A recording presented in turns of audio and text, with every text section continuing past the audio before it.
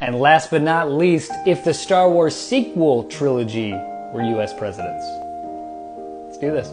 Coming in hot, The Force Awakens is FDR.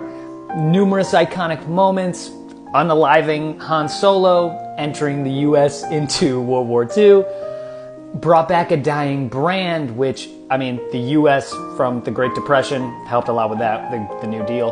And Star Wars, bringing Star Wars back from 10 years without, a Star Wars film, back when the prequels said they were done, but then they weren't because, Disney took over. But, both were incredibly popular among the people, because, made almost $3 billion, and he was incredibly popular up to his untimely demise. This is where it's going to start getting dicey. I might ruffle a few feathers. The Last Jedi is Barack Obama. Loved by most of the media, 91% critics score on Rotten Tomatoes.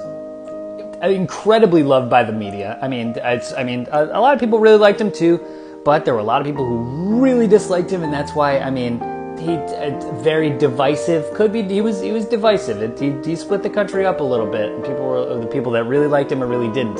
And he celebrated diversity as well. So did he. His cabinet was full of people of different race, colors, creeds, and that's a good thing. And this celebrated diversity a lot. There was, we have plenty of people from different race, colors, and creeds, which is, I think, a good thing. And finally, The Rise of Skywalker is Donald Trump. Probably the most divisive ever. Split the country in two, this guy did. And honestly, the fandom, there's a lot of people in the fandom that really like it, and there's a lot that do not. And it's the most divisive of all of them. Hated by most of the media. I would say that, the 51% critic rating on Rotten Tomatoes, that's clearly half of the critics did not like it.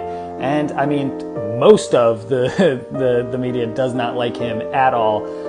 Brought back ideas perceived to be fan favorites. Make him great again, and bring back the Emperor from the dead, which, he died in Return of the Jedi. I don't know how, he's a clone, I guess, but then it's very confusing.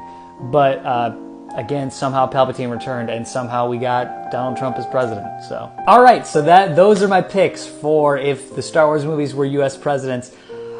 Tell me in the comments what you think the different movies should have been, or who should have been the president, who shouldn't, and I think that, because I'd love to hear your opinions on it, unless they're mean.